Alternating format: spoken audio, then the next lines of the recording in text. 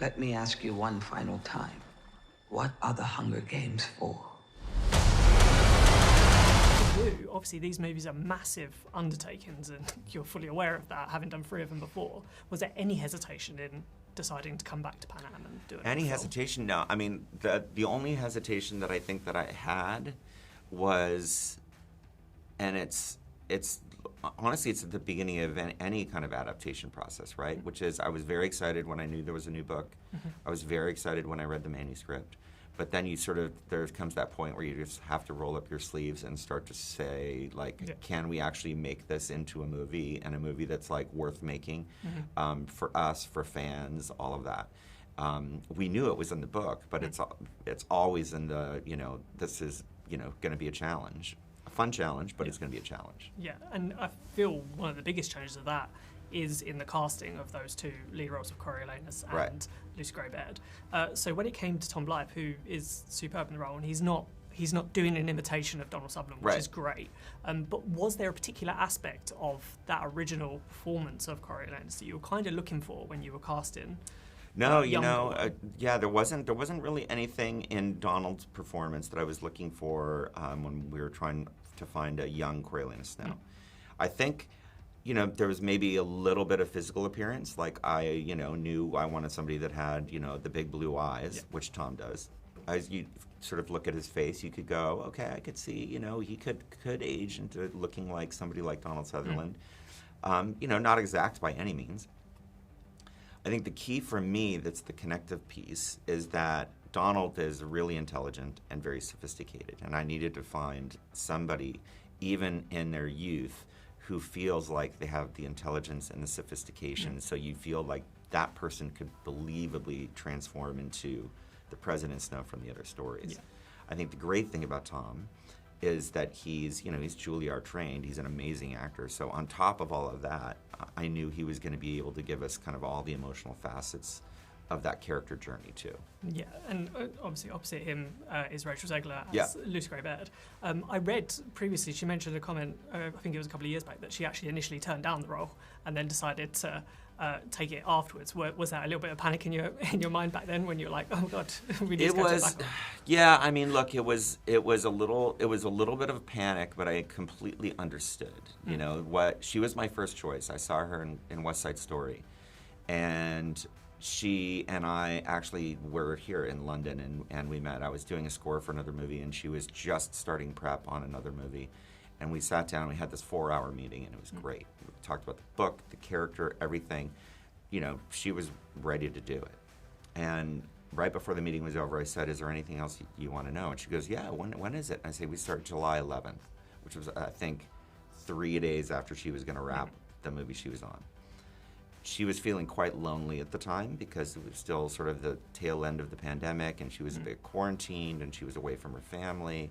And she had, 6 months ahead of her, feeling like, I'm going to be in Europe away from everybody that I love for 6 months. And then 2 days later, I'm going to have to go deeper into Europe and be away from my family and my friends for another 6 months. And I saw she went ghostly white. And I came out of that meeting and I was like, she's not going to do it. And it wasn't because she didn't want to play the role and didn't want to be a part of the movie. It was literally time away from people that she loved. The strange thing that happened, and I don't know if you know this, is when we were casting for the role of Sejanus, Josh Rivera came in and kind of blew everybody out of the water. And I'm like, that is Sejanus, we're going to cast him. And then my assistant goes, do you know who that is? And I'm like, no. It's like, that's Rachel's boyfriend. Yeah. And so I went, this is going to be really interesting. So this is months later now, and we cast him on his own merits. He's great. Whether she did it or not, he would be our Sejanus. But I was like, I wonder if we're going to get a call from Rachel, because she's now almost done shooting the other thing. Now her boyfriend is going to be with us anyway. And sure enough, 2 days later, she called and said, is the job still open? I was like, yes, it is. Universe was looking out for you around that time when it came to and I was like, oh my God, thank you. When you knew that Suzanne Collins was writing a new book, was it just like, yes, we're going to make a movie of this, or was it not that straightforward? It's never that straightforward, especially when you have something that I mean, these movies and books have always meant a lot to me, and one of the most incredible things about making them is to see how much they mean to other people, too. And so if there's a franchise that has been meaningful, I think you're better off doing nothing than messing it up. Yeah. As much as that might frustrate people, there's nothing more frustrating than sort of seeing something that you really care about diminished or cheapened. And so, of course, I was very excited to read it. And once I started to read it, I knew, like, I'm so in, and I'm really riveted. And also, I loved, like, so many things that I learned about some of the origins of both the games, the Capitol, and certainly Snow as a character. But it wasn't until we read it, and then even then, when we loved the book, Frances and I were like, unless we get the script right, we still shouldn't do it. As much as it's tempting to say, like, well, we got the book, let's go. It's again, better to do nothing than to do it poorly. And so we did not want to go into pre-production until we had a draft that we felt really proud of, really confident about. And even from that point on, you're still revising and trying to hone. But I was very excited. I was also intimidated. But Suzanne gave us a great source material again. And then she was very engaged in the process. So I knew that if we just follow her lead, do what we have to compress it into a feature, but follow her lead, that we might hopefully succeed. Yeah, and I imagine once you've decided that you're going to make the movie, casting Coriolanus Snow, or the younger Coriolanus Snow, is one of the biggest challenges to get it right for the fans. So what was it about Tom Blythe? What was that little special sauce about him that you were like, yes, that's young Corio? I think it's, obviously you have both the fact that you have to have an actor who has incredible control of his craft, because you have a character who's being pulled in these different directions, and in order to have this weird, irrational desire that you are rooting for him enough that even though you know exactly how he turns out and it's not good, that you still keep hoping he's going to turn out to be a different man than the man you know that he is. And so you needed to see in him, like, that there is a real push and pull, that these characters around him might ultimately influence him in a different way, and that you have, like, the effect of Lucy Gray or of Sejanus or of Tigress on him, and then this sort of, like, overriding influence of Dr. Gall. And so with Tom, for one, his ability to transform based on his scene partner is really remarkable. He is not somebody who just has, like, one-stop shopping. This is the performance that I'm going to give you for this scene. Depending on who he's playing opposite and how they're playing it, he can really shapeshift. And he has a real, both that charm and that danger, but also he can convey, I think, some of the tragedy that's underneath this character.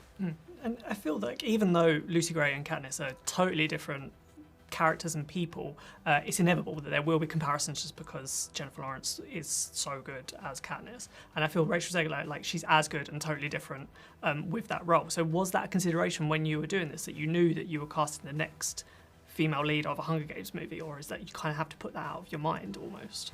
You do have to sort of put it out of your mind. I mean, for one, this story is told from Snow's point of view. And so you're also trying to imagine, seeing her through his eyes. But it's also a very hard role to cast, because the person, she's a performer, she's also a shapeshifter. They meet and connect through performance. And I think underneath their relationship, there is always this uncertainty. Is this real or not real? As in the first movie, but in a different way. But then the person has to have this unbelievable voice, that kind of voice that stops you dead and attracts that kind of performer that when you go and see them in concert or what have you, you feel like they're just singing to you. And then the person has to have the amazing voice, and they have to act while they're singing. So it asks a lot of a young actor. And, Rachel, as you probably already heard, was, she was the first person we went to, but she didn't know that she could or would do it until after we cast Josh, who I didn't know was her boyfriend, but then turned out to have been really lucky for us. Yeah, it was a universe looking out for you at that time. Yes, exactly. And I feel a big part of Lucy Gray, especially even in the book, is those songs. And that performance at the end during her Hunger Games is just so powerful, and it feels like it's up there with the moments, all the iconic moments you remember from those first 4 movies. Right. How was that on set to film? Did you have her singing on set, or was it all very much She sang everything live. So even though we did some pre-records, like, you know, we recorded the music, and then we recorded her lyrics in a recording studio. That was almost, some of it's probably for some of the album, but it was almost like a rehearsal for her to get the right kind of sound and work with Dave Cobb, the producer, to make sure tonally it worked for the genre of the music. But the truth is once we did that, anytime she sings in the movie, whether it's the scene with the snakes that you're talking about or in the Hob with the band, she sings live all the time. And it was specifically important for the scene you're talking about because you can't recreate that emotionally sitting in like a dark studio. You have to be in the real place, in the dirt, in the grime, backing up, you know, climbing around, being in that space. But what was also amazing about that, because we did the games first, that's the first song that she sang during production. And we all knew that the music element of this movie was something that's very unique to it. So it added this kind of pressure, but became kind of magical to hear her do this performance for the first time in, you know, in production, but also in the series. It was unbelievable to watch that sequence. Obviously, we had no visual effects, so it's all imagined at that moment. But for one, Rachel is a maniac, and so she sings live on set every time. Actors don't hardly ever do that. I've never seen another actor choose to not use playback, but to actually just go ahead and sing live every take. And her voice and that emotion of that performance, I literally sat there like it was jaw dropping, and it gave you chills, made you want to tear up. I was like, it's crazy, and we couldn't wait to sort of see that moment cut together, and then to watch like the iterations as it finally turns into the sequence that it is now. Yeah, it's great. And looking, if I can take you right back to the beginning for now, can you remember a particular moment when you were making that first movie that you were like, the similar kind of chills watching it happen, and also that kind of made you feel that like, yes, this is going to work as well as it did? Well, I mean, I think in that first movie, certainly, you know, the reaping and that iconic I Volunteers tribute moment, the Rue moment, like those moments were like you're getting all worked up on set, you know, and it's easy to not be worked up when you watch something performed. You know, you're on whatever, you've done this angle and that angle, and you've watched the same scene 10 times. It's easy to get like, okay, more of that. But these were like moments that even on set really grabbed you and like held you in the palm of their hand. Yeah, and this, when you look back at those first 4 movies, was there a particular lesson you took from your journey making those across that you brought into making this movie? Something either you wanted to repeat to make sure you did exactly the same, or something you wanted to avoid this time around? Well, we knew we did not want to split it. Yeah. So that was something we learned, I think, along the way, which is we didn't know how to do Mockingjay in 1, but I think we knew that even though this book was even longer, that it would be 1 and not 2. But beyond that, I think what I wanted to carry from the first one was that we took a lot of risks. You know, there was nothing really actually all that obvious about, you know, the original series and the original movie. And lots of people passed on it originally. There were some studios that really wanted it, but we took risks. We chose to go with Lionsgate because they gave us the freedom to take those risks, to do a faithful adaptation, and not to soften it, but also not to make it all so shiny and perfect that you forget what it's really about.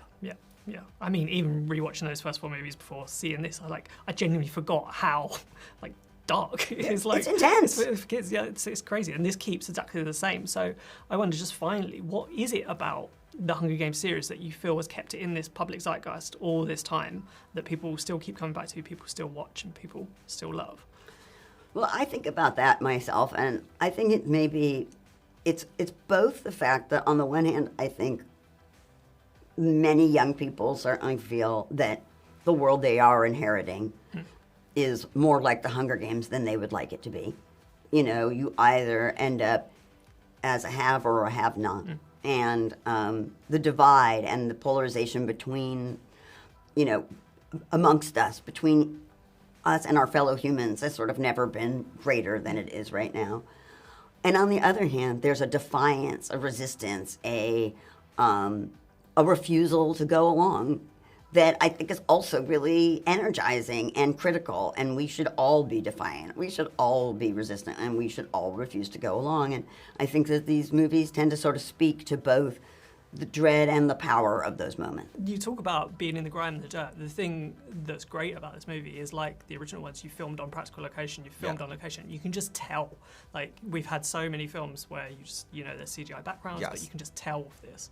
So what was it about that filming on location that was important to you here? Was it just evoking that feeling of those original films, or just what it adds? No, I mean, part of it is that, but part of it is like that's what I always want to try to do. And I think, and that it's also a reaction to the fact that the movie had just done, which was more of a family film.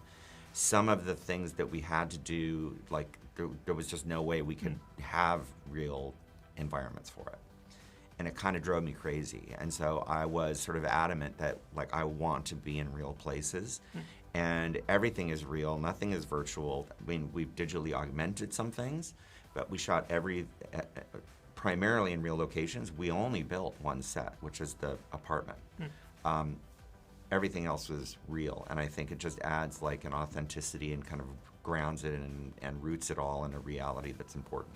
Yeah, definitely. And you have already spoken about you wasn't going to split this book into two, despite the faults of it, considering what happened with Mockingjay and the lesson you learned from that. But was there something, because you were trying to condense this relatively big book, 500 plus pages, was there something you were really disappointed that you just couldn't find a way to fit it into the final movie? Or no, I don't think there's anything that I'm really disappointed, to lose. I would say like the closest kind of things that were lost very early are things like there's a character, Clemencia, who's a friend of Snow's, who sort of gets in trouble. She's the one that gets bitten by the snake in Gall's lab.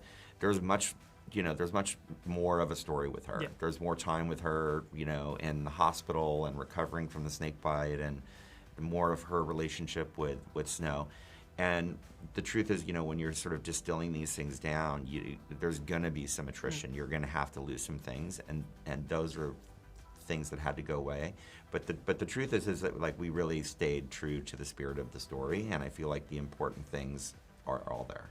Absolutely. Just finally, what is it you're hoping Hunger Games fans will get from this movie now that's coming out in Well, cinemas? I mean, honestly, like I'm hoping there's some sort of new fans that come in and, maybe who haven't even seen the originals and are going to like experience these stories in a slightly different order.